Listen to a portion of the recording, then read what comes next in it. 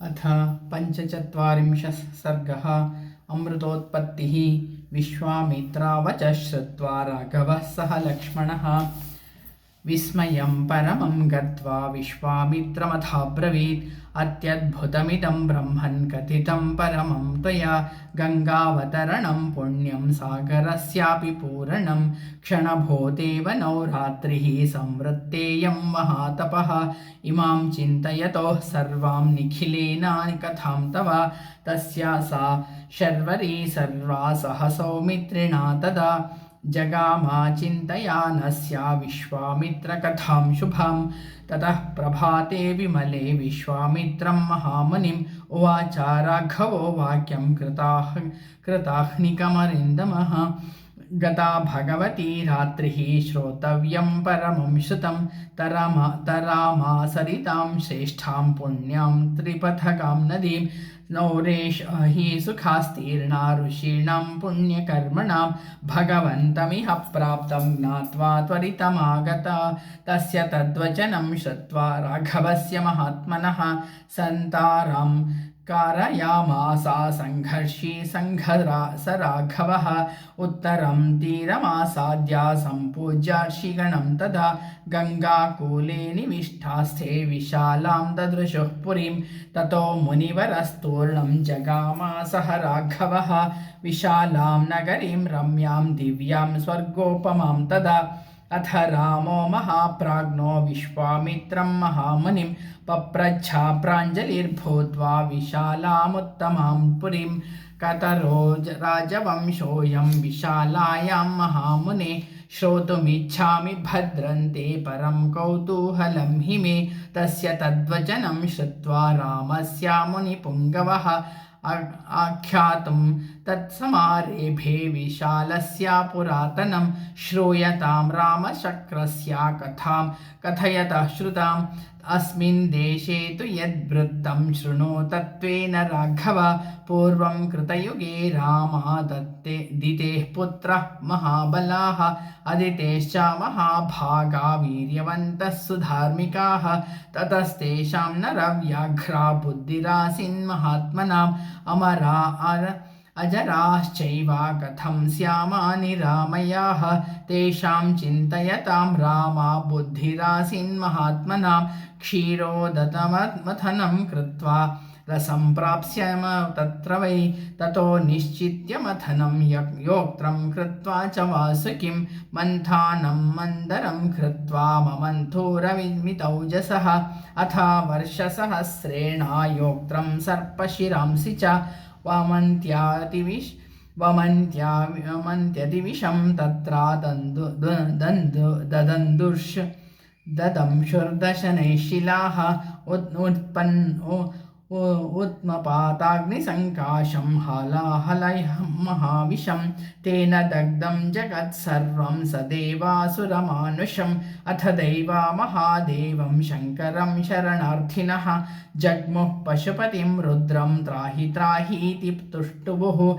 एवमुक्तस्ततो देवैर्देवदेवेश्वरः प्रभुः।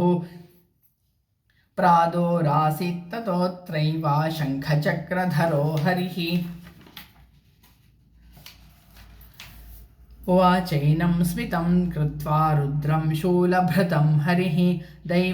दैवतैर्मध्यना मानेतो यत्पूर्वं समुपस्थितं। तद्विधीयं सुरश्रेष्ठासुराणामग्रतो हि यत्। अग्रपूजामिमां दत्त्वा गृहाणेदुं विशं प्रभो। इत्युक्त्वा चासुरश्रेष्ठास्तत्रैवान्तरधीयत। देवतानां भयं दृष्ट्वा श्रुत्वा वाक्यं तु शार्ङ्गिणः। हालाहलं विषं घोरं सर्जग्राहामृतोपमं। दैवान् विसृज्य देवेशो जगामा भगवान् हरः। ततो देवासुराः सर्वे ममन्थुरघुनन्दन। प्रविवेशाथ पातालं मन्थानः पर्वतोत्तमः। ततो देवाः स गन्धर्वास्तुष्टुवर्मधुसूदनं। त्वं गतिः सर्वभूतानां विशेषेणादिवौकसां। पालयास्मान् महाबाहो गिरिमुद्धर्तुमर्हसि।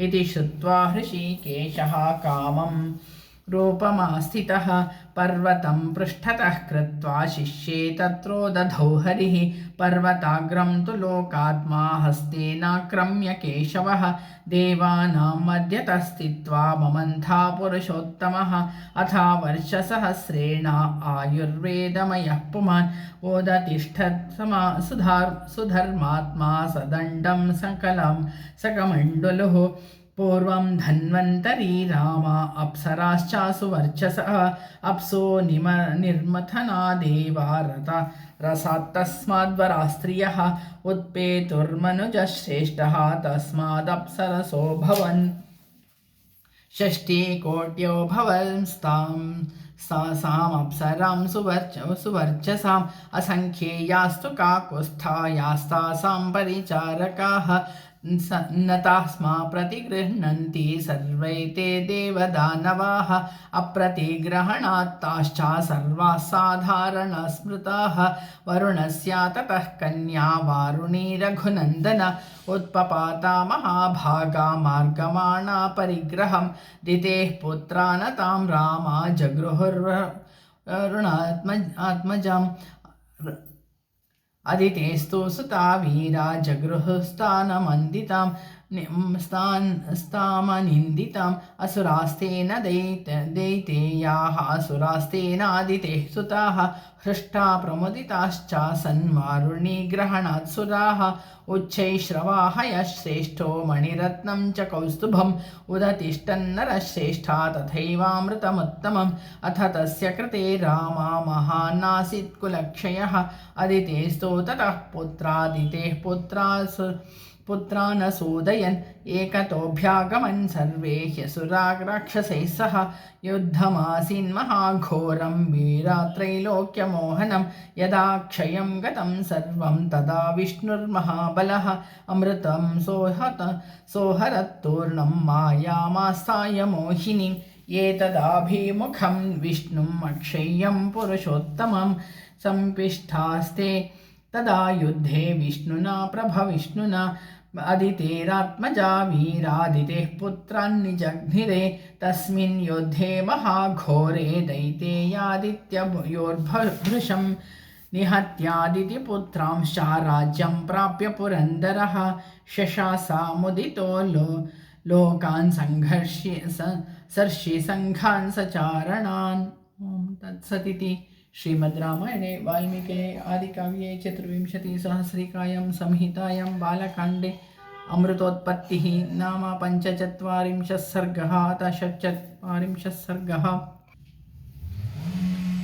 हतेषु तेषु पुत्रेषु दितिः परमदुःखिता मारीचं कश्यपं रामा भर्तारामिदमब्रवीत् हतपुत्रास्मि भगवंस्तव पुत्रैर्महाबलैः शक्रहन्तारमिच्छामि पुत्रं दीर्घतपोर्जितं साहं तपश्चरिष्यामि गर्भमाधातुमर्हसि बलवन्तं महेश्वासं स्थितिघ्नं समदर्शिनम् ईदृशं शक्रहन्तारं त्वमनुज्ञातुमर्हसि तस्यास्तद्वचनं श्रुत्वा मारीचः कश्यपस्तदा प्रत्युवाच महातेजादितिं परमदुःखितां वे एवं भवतु भद्रन्ते शुचिर्भवतपोधने जनयिष्यसि पुत्रं त्वं शक्रहन्तारमाहवे पूर्णे वर्षसहस्रे तु शुचिर्यदि भविष्यसि पुत्रं त्रैलोक्यभर्तारं मत्तस्त्वं जनयिष्यसि एवमुक्त्वा महातेजाः पाणिना साममार्जतां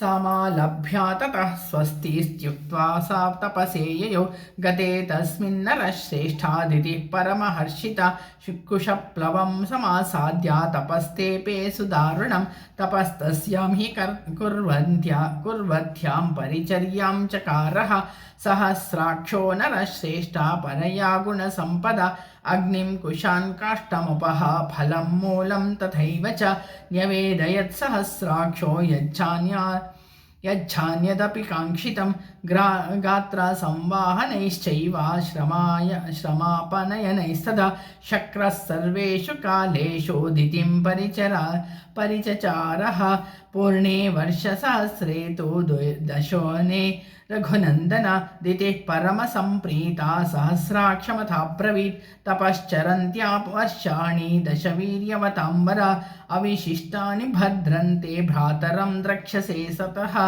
ततः तमहं त्वत्कृते पुत्रं समाधास्ये जयोत्सुकं त्रैलोक्यविजयं पुत्रा सह भोक्ष्यसि वीज्वरः याचितेनासुरश्रेष्ठा तव पित्रा महात्मना वरो वर्षासहस्रान्ते मम दत्तः सुतं प्रति एवमुक्त्वादितिः चक्रं प्राप्ते मध्यं दिवाकरे निद्रयापाहृता देवी पादौ कृत्वाथ शीर्षतः दृष्ट्वा तामशुचिं चक्रः फादतः कृतमूर्धजं शिरस्थाने कृतौ पादौ जहासा च मुमोद च तस्या शरीरविवरं विवेशा च पुरन्दरः गर्भं च स्तपधारामा बिभेदा परमात्मवान् भिद्यमानस्ततो गर्भो वज्रेणाशतपर्वण रुरोधा सुस्वरं राम ततोदितिरभ्युतः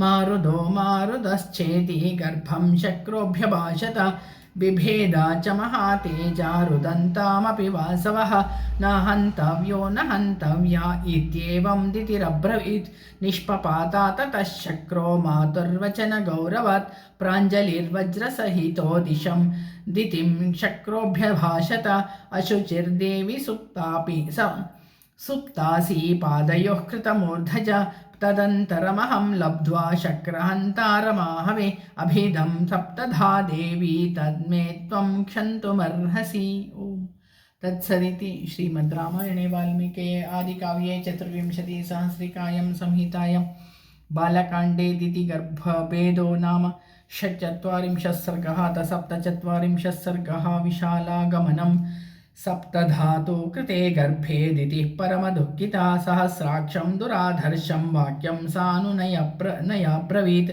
मम परादाद्गर्भोऽयं सप्तधा क्षकलीकृतः नापराधोऽस्ति देवेशा तवात्रा बलसूदन प्रियं त्वत्कृतमिच्छामि मम गर्भविपर्यये मरुतां सप्तानां स्थानपाला भवन्त्विमे मातस्कन्दा इमे सप्ता चरन्तु दिवि पुत्रक मारुता इति विख्याता दिव्यरूपा ममात्मजाः ब्रह्मलोकं चरत्वेका इन्द्रलोकं तथा परः दिव्या वायुरिति ख्याता स्त्रितीयोऽपि महायशाः चत्वारस्तु सुरश्रेष्ठा दिशो वै तव शासनात् सञ्चरिष्यन्ति भद्रन्ते देवभूता ममात्मजाः त्वत्कृतेनैव नाम्ना च मारुता इति विश्रुताः तस्यास्तद्वचनं श्रुत्वा सहस्राक्षः पुरन्दरः उवाच प्राञ्जलिर्वाक्यं दितिं बलिनिषूदनः सर्वमेतद्य यथोक्तं ते भविष्यति न संशयः विचरिष्यन्ति भद्रन्ते देवभूतास्तवात्मजाः एवं तौ निश्चयं कृत्वा माता पुत्रो तपोवने जग्मोतो स्त्रीदिवं रामा कृतार्थाविति न श्रुतम् एष देशः स काकुत्स्था महेन्द्राध्युषितः पुरा दितिं यत्रा तपःसिद्धामेवं परिचचारसः इक्ष्वाकोऽस्तु नरव्याघ्रा पुत्रः परमधार्मिकः अलम्बासुरमुत्पन्नो विशाला इति विश्रुतः तेन चासीदिह स्थाने विशालेति पुरीकृता विशालस्य सुतो रामा हेमचन्द्रो महाबलः सुचन्द्रा इति विख्यातो हेमचन्द्रादनन्तरः सुचन्द्रातनयो रामा धूम्राश्वा इति विश्रुतः धूम्राश्वातनयश्चापि सृञ्जयः समपद्यत सृञ्जयस्य सुतः श्रीमान् सहदेवः प्रतापवान् कुशाश्वा सहदेवस्य पुत्रः परमधार्मिकः कुशाश्वस्य महातेजाः सोमदत्तः प्रतापवान् सोमदत्तस्य पुत्रस्तु काकुत्स्थ इति विश्रुतः तस्य पुत्रो महातेजाः सम्प्रत्येषामि पुरीमिमाम् अवसत्यमरप्रख्यः सुमतिर्नाम दुर्जयः इक्ष्वाकोऽस्तु प्रसादेन सर्वे वैशालिका नृपाः दीर्घायुषो महात्मानो वीर्यवन्तः सुधार्मिकः इहाद्या रजनीं रामा सुखं वत्स्यामहे वयं श्वप्रभाते नरश्रेष्ठा जनकं द्रष्टुमर्हसि सुमतिस्तु महातेजा विश्वामित्रमुपागतं श्रुत्वा नरवरश्रेष्ठः प्रत्युद्गच्छन्महायशाः पूजां च परमां कृत्वा सोपाध्यायः स बान्धवः प्राञ्जलिः कुशलं पृष्ट्वा विश्वामित्रमथाब्रवीत् धन्योऽस्मिन् गृहीतोऽस्मि यस्य मे विषयं मुनिः सम्प्राप्तो दर्शनं चैव नास्ति धन्यतरो मम। ॐ तत्सदिति श्रीमद्रामायणे वाल्मीकये आदिकाव्ये चतुर्विंशतिसहस्रिकायां संहितायां बालकाण्डे विशालागमनं नाम 47 सर्गः। ॐ तत्सत्।